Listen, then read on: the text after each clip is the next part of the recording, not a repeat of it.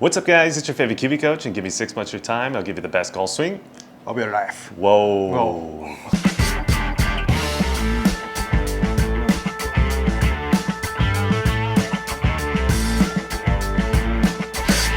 So welcome back to the channel. In today's video, we got the classic slicer golf swing for you today, but let's hear it from himself. What is he currently struggling with? スティープなダウンスイングとチキンウィングのフィニッシュを直したいです。 So I think this is going to be perfect for all of you at home. So, よろしくお願いします。お願いします。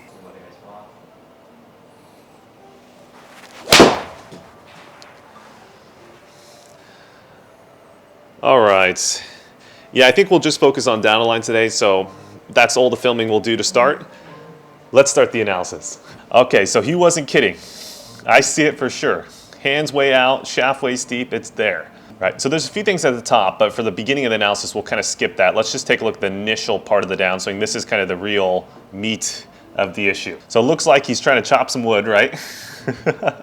So let's start off with the quick check point. So hand position will be the first one. So your kind of center point of your hands is positioned kind of left shoulder. We want to see that more so buttons of the shirt to right pec, but he knows that. Yeah, and he already knows this, but we'll get into how in a second.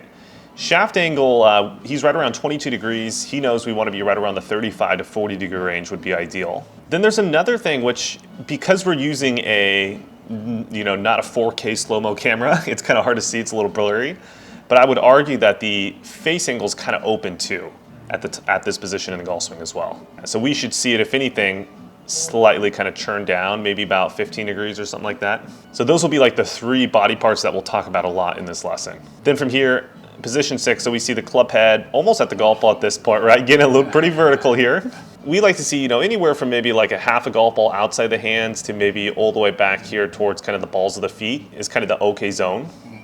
And then at this position, we use kind of the arm angle as really kind of where your hand path is, and it's at 23, so definitely it could be a smaller number as well. Okay, so what we're gonna do first, because I think it'll be the easier to fix out of the three that we just talked, let's fix the hand path first, then we'll fix maybe the face angle, and then we'll try to fix the shaft last, because I'm hoping the first two might have a little bit of a domino effect on the shaft. Okay, so now it gets into the how, right? The hard part. Okay, so we have a first question for how, and the first question is, what body part is directly correlated? So not like it has some correlation, but I mean directly. Like if I do this, the hands have to move towards the ball.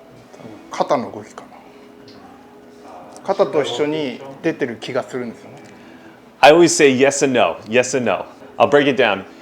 Now, my hands have a range of motion, or basically my arm has a range of motion different to the rotation of the body. So my hands can go back this far away from my body, and I can still get the hands kind of behind me even though I've rotated maybe a little bit too much. But you're right in saying, if I rotate, let's say this much,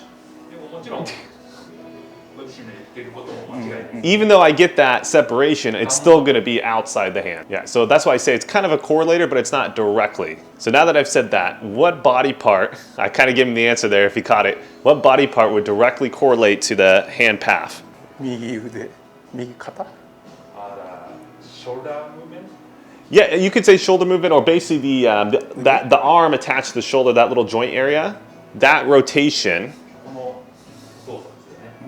As you see, my hand is moving all over the place, right? This is controlling where the hand is going. And then you could also say the elbow is also pretty directly correlated as well. Yeah. So I think we're going to focus first off on the rotation of the arm. We're going to do more so of like almost like a backstroke image in swimming. That type of rotation would be opposite of your current rotation. That's what we're going to do. So then the question becomes, how much of it should we feel to get the reel to look perfect? Okay, so when it comes to how much, he knows the first guess is going to be hack your percent. But more specifically, Kazuki, when it comes to this motion, we're kind of doing almost like a circular motion. So 100% is really, where is the diameter of the circle, right? How long is it? That's going to be hack your percent, which means when I reach the in range of motion that my arm can move, that would be hack your percent. So for me, that would be here. Like that's the in range of motion. So I want him to show us, yeah, that's kind of his feel there. So now the next thing we have to answer is the timing aspect of it. So when are we going to start to loop behind, right? That's really important. I'm sure sometimes maybe you do it a little too early, but then it kind of just moves back out towards the ball in transition. So that would be an early start. Yeah. So where does he think the start time should be? Give me a guess. 切り返しですかね。 Yeah, somewhere either just before, most likely, or in the transition area would probably be best. And then from there, the next one of timing is the peak point. I'm sure he's heard this, like, I'm trying to feel hacky percent. That's the peak point. But what timing on the downswing or backswing should I have it? Sure. Yeah. So basically, whenever you're at your most bad position, that's when you should have the peak point or place it. So let's give him a feeling of what that would feel like, Kazuki. So we're basically going to start around the top, peak at P6, and then from there, we're not going to try to hold it there. We're just going to allow it actually to move out towards the ball. All right. So I'll go slow on this first one.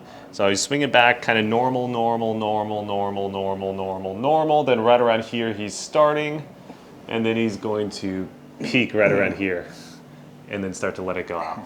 So that's the feel for the initial guess. So is he confident of what he has to do? はい。 All right, try that normal speed. ノーマルスピード。はい。はい。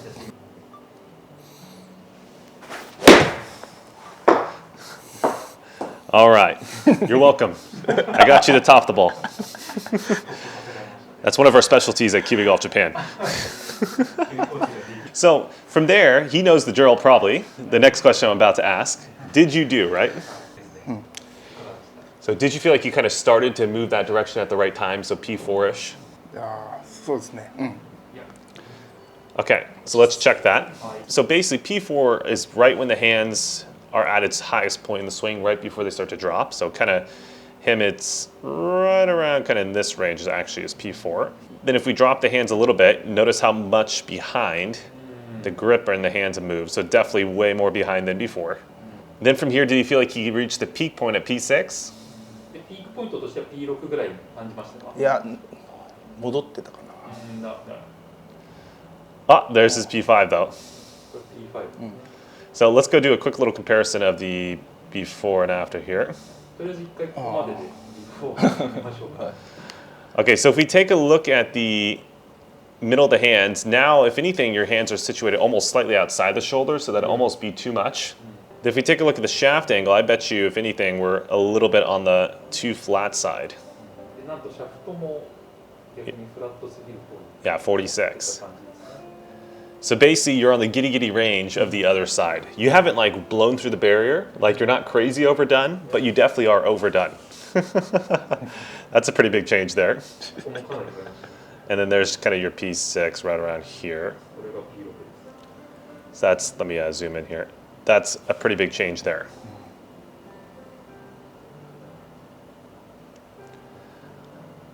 All right, so I definitely think we targeted the direct correlators when it comes to the hand path because the hands has shifted drastically, and a little bit of a domino effect. We're seeing the shaft starting to change in touch as well, right?